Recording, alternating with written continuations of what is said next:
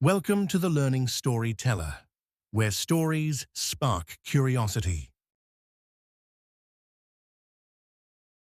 कहानी ईश्वर की परीक्षा। एक छोटे से गांव में मोहन नाम का एक गरीब लेकिन बहुत ईमानदार किसान रहता था।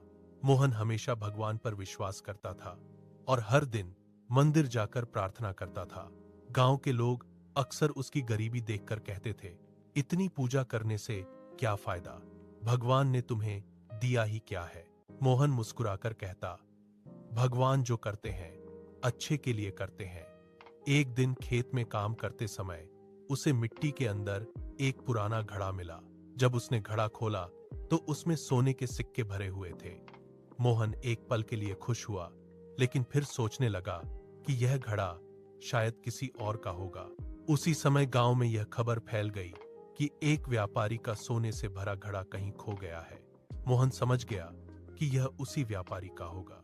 गांव के कुछ लोगों ने मोहन से कहा, इतनी गरीबी में मिले धन को अपने पास रख लो, कोई नहीं जान पाएगा। लेकिन मोहन ने जवाब दिया, अगर भगवान ने मुझे यह दिया है तो यह मेरी परीक्षा भी हो सकती है। मोहन घड़ा लेकर व्यापारी के पास गया और सारा सोना उसे लौटा दिया। व्यापारी यह देखकर हैरान रह गया। उसने कहा, आज के समय में इतनी ईमानदारी बहुत दुर्लभ है।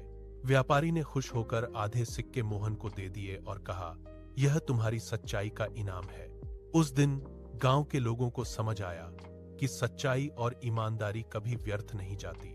सीख, ईश्वर कभी कभी हमें परखने के लिए कठिन परिस्थितियां देते हैं, लेकिन सच्चाई और ईमानदारी अंत में हमें सम्मान और सुख दिलाती है। कहानी। Thank you for watching the video. Please like, subscribe, and share.